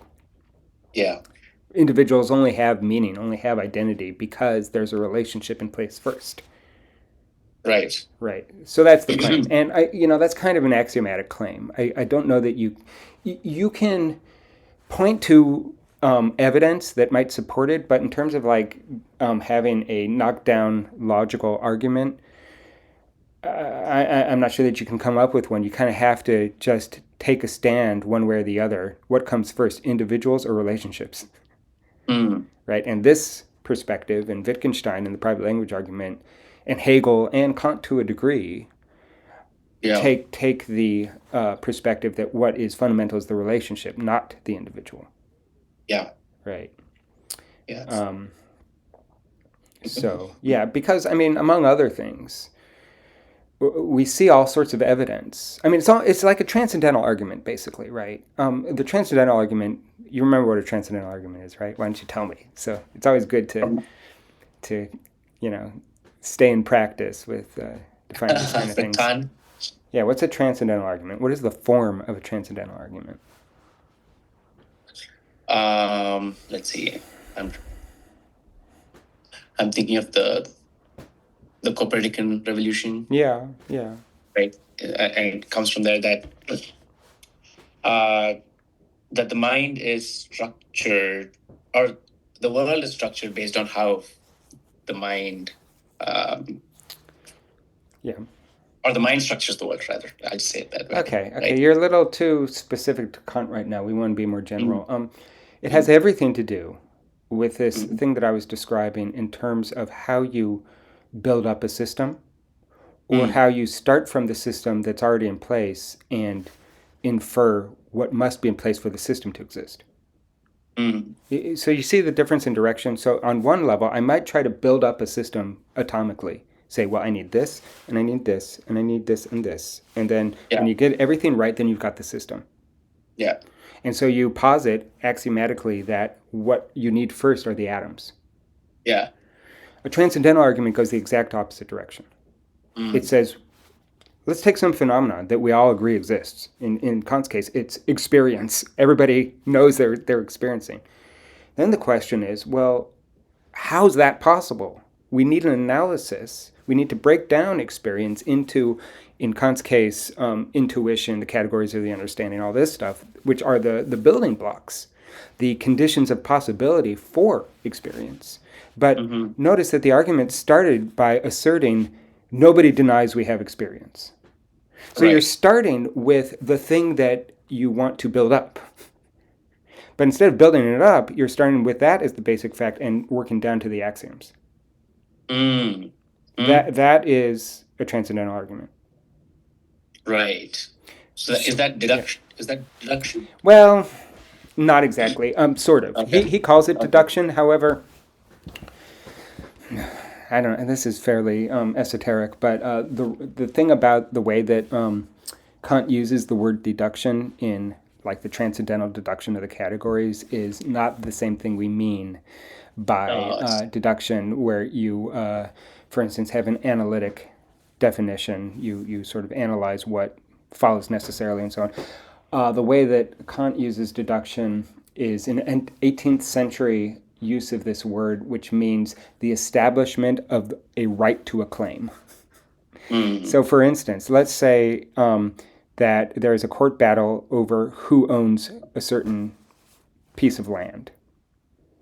In the 18th century, you would perform a deduction in order to determine who has the right to that land, Mm-hmm. whose claim is correct, whose claim is actually based in precedent, is based in law.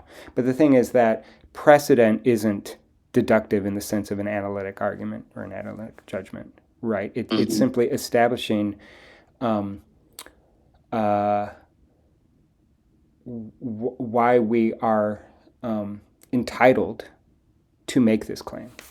Yeah.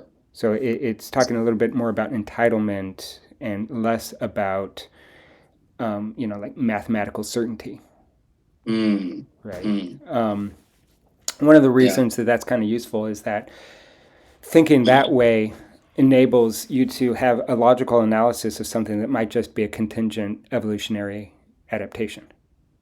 Mm-hmm. Because think about like what Kant is claiming there. He's not claiming that our experience in having the structure it has necessarily like captures reality or anything. It's not deductive in the sense of giving us some kind of mathematical certainty about reality itself or metaphysical reality or something. It's simply saying, isn't it funny that we experience the world this way? How's that possible? Mm-hmm. Right. So it's not Mm-hmm. deductive in the sense of being certain. It is certain with respect you know, um, internally to how we experience the world, but it's not certain with respect to a self-evidently necessary proposition or axiom or something like that. Right. Right. So I told you it was going to be esoteric, but there you go. Anyway, what she's claiming here is that, or not really what she's claiming, the structure of her argument is that it's transcendental. The structure of the argument for the publicness of reasons Mm-hmm. is, like she'll say, look, we engage in social agreement all the time. We Mm-hmm. engage in social reasoning and social problem solving and shared cooperation. Yeah. How's that possible? Well, it must be that reasons can be public, because otherwise it wouldn't be possible to do that. I mean, we might Yeah. perform the same kind of actions externally. Yeah. It might look more or less on like a Turing test kind of analysis. We might not easily be able to tell the difference, but from the inside, it's really obvious that it's not just, this sort of contingent automatic response. There is this strong sense of shared attention, shared first person perspectives, right? Not that we have the complete knowledge. I don't have the complete knowledge of the interior of your mind. But one Mm-hmm. of the things she claims, which I think is a really nice move, is she says, I don't have complete access to your mind, but I also Mm-hmm. don't have complete access to my mind. We've got Yeah. things like the unconscious, right? I mean, so there's no difference in kind between self and other. There's a difference in degree. I don't have quite as much access to your first person perspective as I do to mine, but I don't even have complete access to my own perspective. And also, with respect to other people, I know other people, some other people I know better than others. Yeah. Right? So there's not like this strong gulf between self and other because Mm-hmm. I don't totally know myself. I do kind of know myself. I know you and I can kind of access your first person perspective, not as well as I can access mine, but I still can. So it's a difference of degree. Other people that I've never met, I mean, I can't access their first person perspective as well as I can access yours or mine, but it's still not different in degree, or it's not different in kind. It's just in degree. Yeah. That's a claim she makes. It's kind of Yeah. interesting.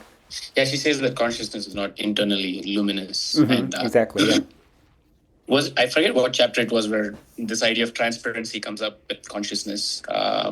Well, she talks about that here. I think she talks about it in chapter 3 too. It's been a while Right. since I read that, Right. but yeah. Yeah. I forgot what that argument was. Well, the argument is that consciousness does not have to be internally luminous for us to have one either reflective capabilities, right? Like we can reflect on our own awareness without without the entirety of our consciousness just being immediate and clear to us. It Mm. doesn't have to be immediately clear.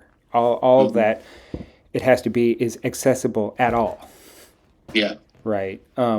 But here it's nice because denying that my own consciousness is completely accessible or completely luminous to me makes it possible for her to say, well, then if that's not the case, if it's not actually luminous, I only have partial access to it.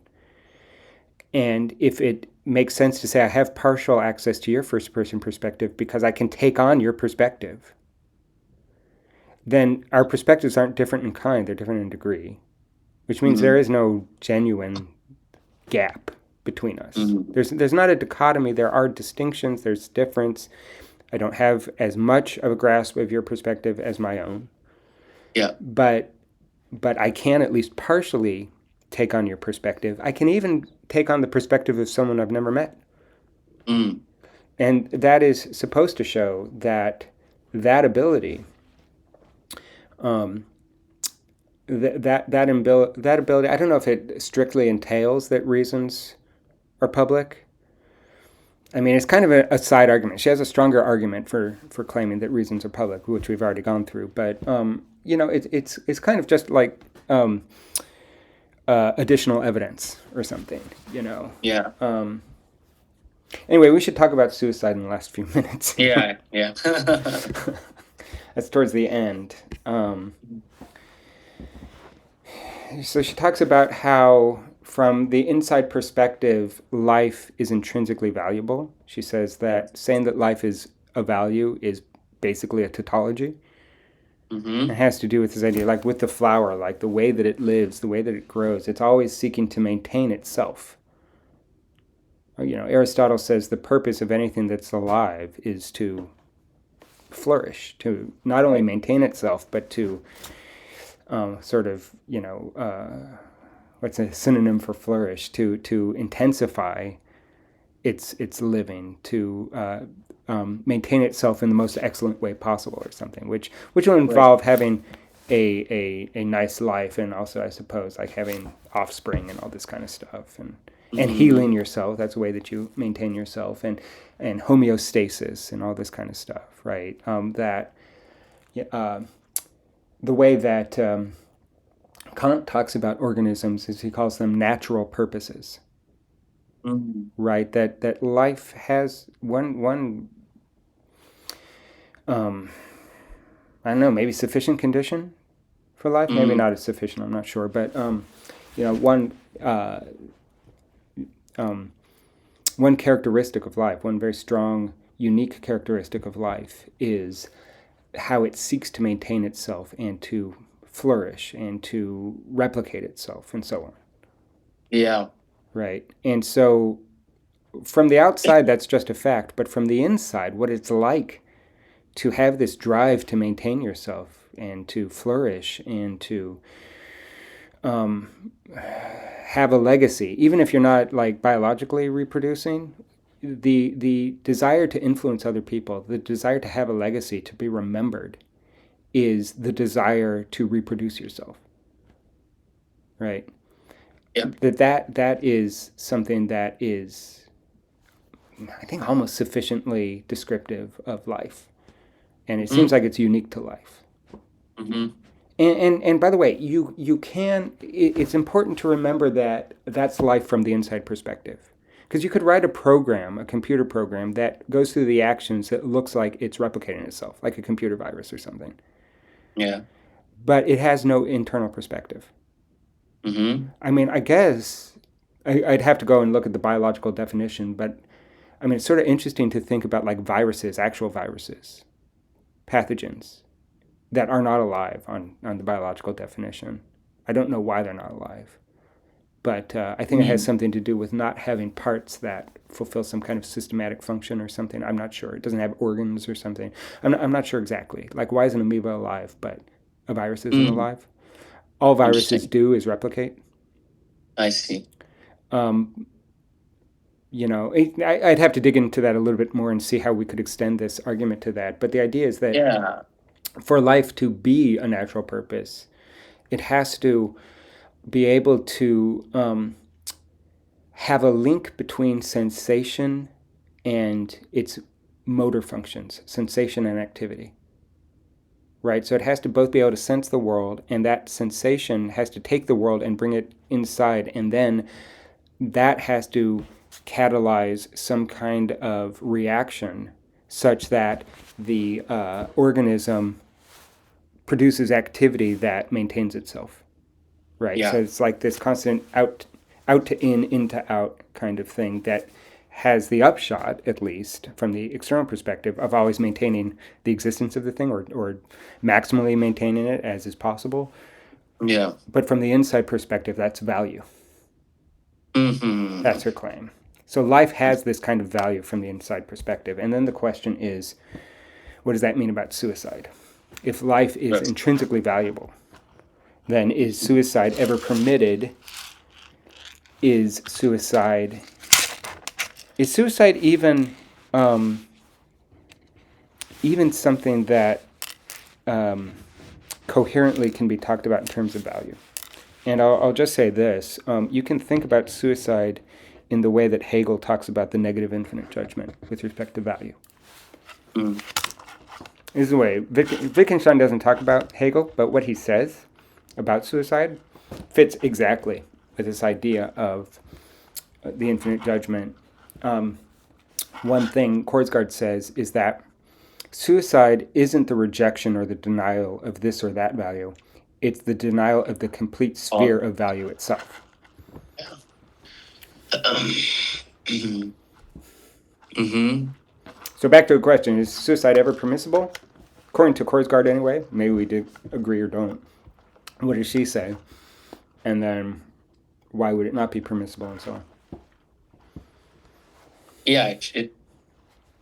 I would say she would say it's not permissible because you rejecting you're rejecting the value of humanity, and if Korsgaard thinks humanity is shared, then you're also inflicting pain on others. That's potentially true. There's no reason to think that inflicting pain on others is always morally bad. There may be reasons, situations in which you have to inflict pain on people. Like, you know, you have a kid and they're acting like an idiot and you punish them. Yeah. Punishment is morally necessary. In fact, you can't have morality without punishment, remember? Right? So, inflicting pain on people isn't enough to say that it's morally bad.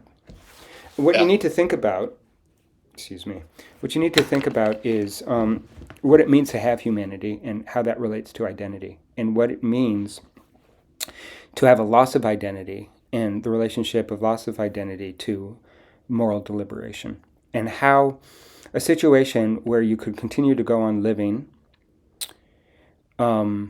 might actually be a threat to your identity. Right.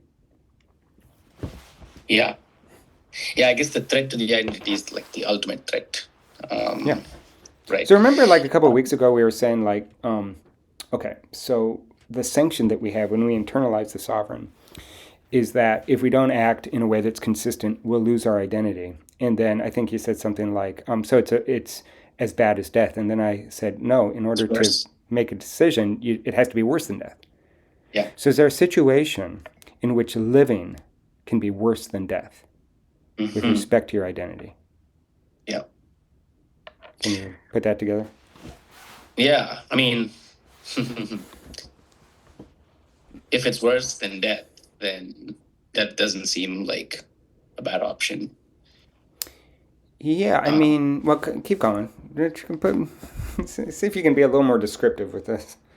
Oh, okay. So let's say I have committed like some horrible crime, and it makes me feel really guilty. Where it feels like, man, this is like way worse than death. Experiencing death. Sure, I guess that would be a pretty extreme situation. So maybe I don't know. I mean, it seems like she doesn't talk about this, but one danger that she leaves open here is that it's possible that her analysis requires the death penalty, which I don't think she wants. So she'd have to worry about that a little bit. That's Yeah. a good point. But the example that she comes up with is like doctor assisted suicide. Mm. Why should that be permissible? Doctor assisted suicide in a situation where continuing living is more of a Mm. threat to your identity than dying. Yeah, like if you're in constant pain from Mm-hmm. some sort of an ailment or something. Yeah, exactly. If you're in a vegetative state, if you have like severe dementia, all this kind of stuff. I mean, the thing that's interesting about dementia is that if you, at least in the state of Washington, if you want to make use of doctor assisted suicide, you have to have a cognitive test to show that you do not have dementia. You can Mm. only, legally, you can only make use of doctor assisted suicide if you are a completely functional, rational person. Ah, Yeah. so So the idea is that if I see that they're like I have 3 weeks to live, and uh, all of the evidence shows that within those 3 weeks I'm going to either go into a vegetative state or I'm going to become completely demented or whatever, I would rather not lose my identity while living as someone with dementia or a vegetable or whatever. I would rather now, I mean, maybe I'd get like a couple extra days or a week or whatever if as a rational person if I didn't do it now. But the idea is that dying while being rational, by being a full person and so on, dying at that moment is better than continuing to live and losing my identity because I have some terrible health condition. mm, I see. Yeah. So that would be a situation where suicide could be permissible. Mm. I guess. I mean, I don't think. Yeah, so first of all, she's talking about suicide and not capital punishment. So maybe there are Mm. situations. The thing about capital punishment is that it's always exerted from outside, Yeah, and so it can't be something that the person affirms.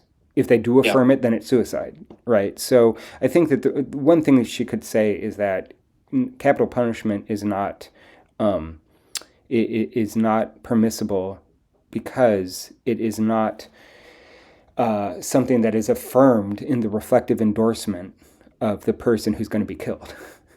Hmm. Right? But suicide, especially doctor assisted suicide, can be affirmed consistently from the reflective point of view of the person who's going to go into a coma. Right? Okay. Yeah, So that's why it could be permissible.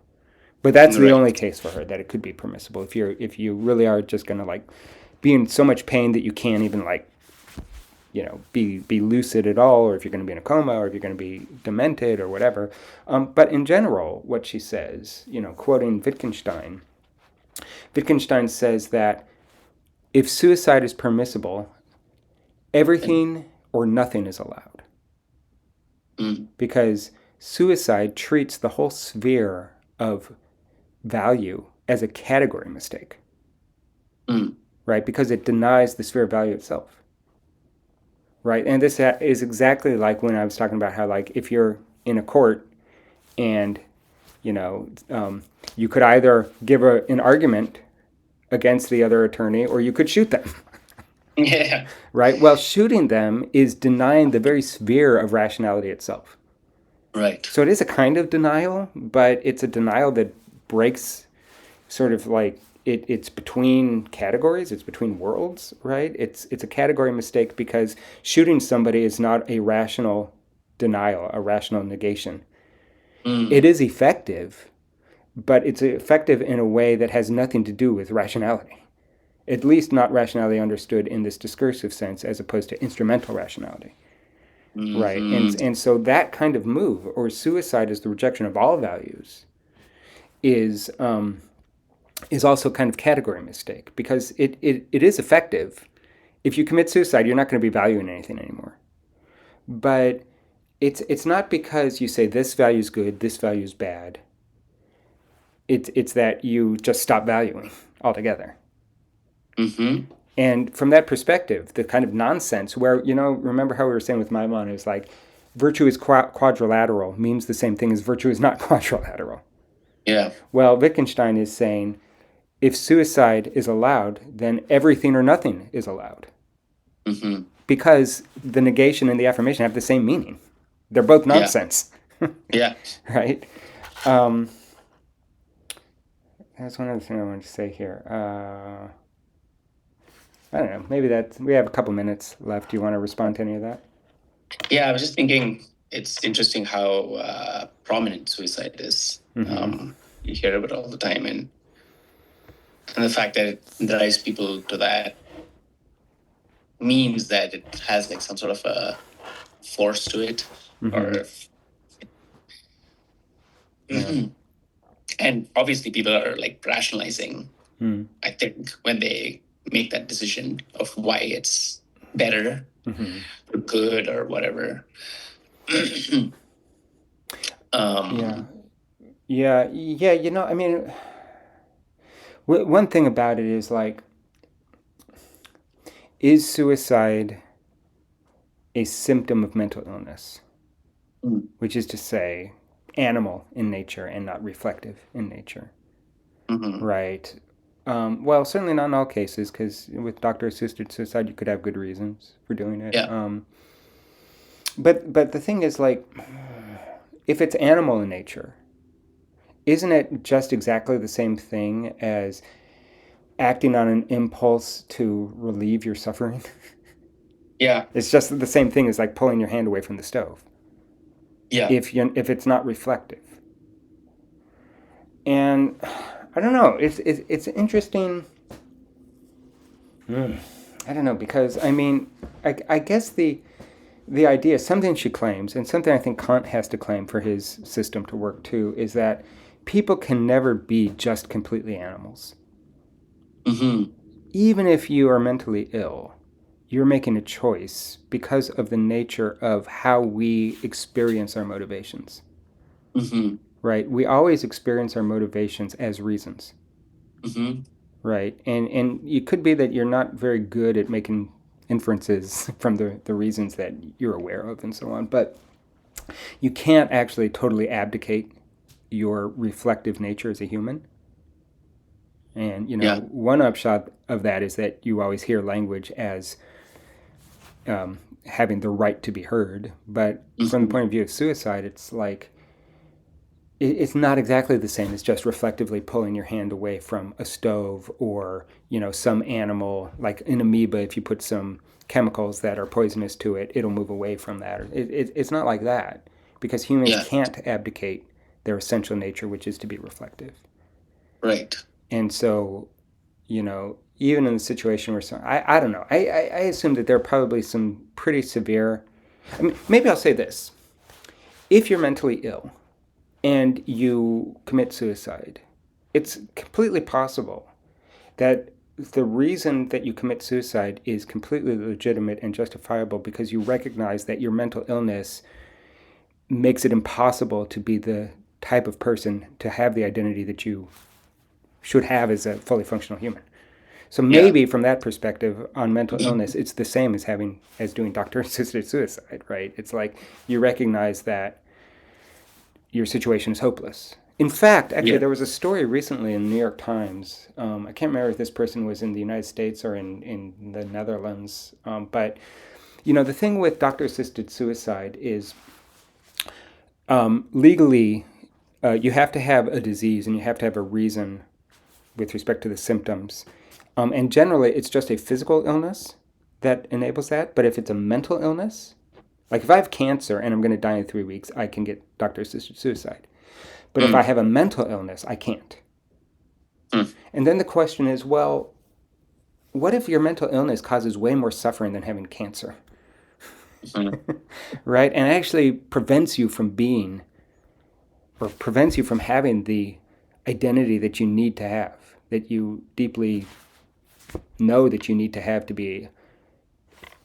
a full life or be a full person or this kind of thing. Mm. Then like if I have severe depression, for instance, and there's no cure, I've been through decades of therapy. I've been through decades of medications and so on. I've never gotten better. And I'm in immense suffering. And I know that, and I know I'm not going to get better.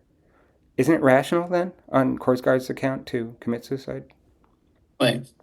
I mean, you could look at it that way maybe. But that means still that you're not abdicating your reflective power as a human.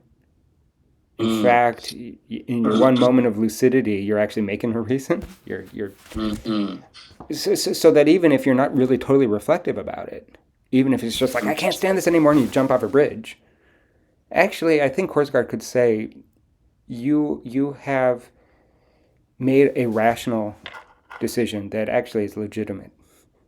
I don't know. I mean, it seems like that's kind of dangerous territory, right? Like Yeah, the it question. is. Yeah, go ahead. No, in the case of the doctor, the sovereign or the authority is external, maybe, right? And in the case of the mental illness, where you are your own, the sovereign is in you. Is there a distinction there between the doctor assisted suicide where Well, I you mean, legally, you have to sign papers and you have to make the decision to do okay, that. right, yeah, So the doctor can't just say, you know what, you're sick, I'm going to kill you. yeah. So, no, for me, Right. the more kind of dangerous territory or the more kind of controversial territory is how much evidence do you need in order to make an informed decision? Like it's kind of a slogan, or it's kind of, you should talk to Ryan Carher about this actually, because that's like his job, right? To tell Oh people yeah, that they always have a reason to live. yeah. But like that's kind of the boilerplate thing you say. There's always help. Mm-hmm. How do they know there's always help? Mm-hmm. It could be like if I've gone through decades without getting help, so to speak, but the help hasn't helped. Yeah. I'm not sure if that's sufficient evidence to make an informed decision or not. Yeah. It's a little hard to say, and I think it comes down to like maybe that's a private reason. I'm not sure. Yeah. I don't think it's a private reason because it could still be the sort of thing that other people will understand. So it's not private, but it's private in the sense of it not being something that can be determined outside of your own strong conviction or your own strong feeling.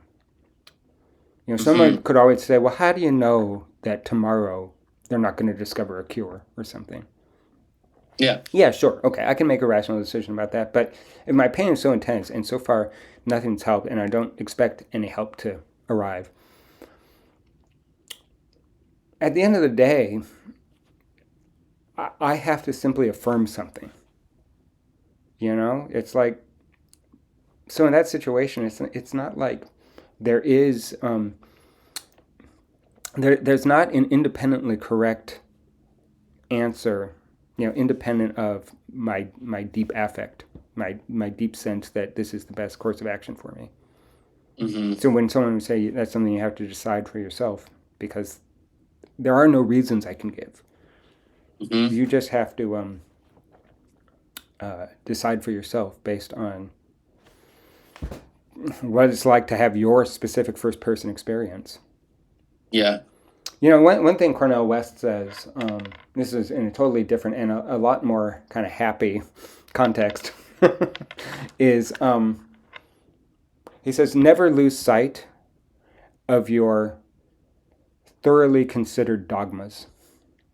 In other words, there are certain things that we have to take on as like axioms of who we are, and is there a way to argue for those? I mean, the way you would argue for them is that you like the kind of person you are, and these are axiomatic to that kind of person. But, if someone wants to come along and ask, well, why do you have those axioms?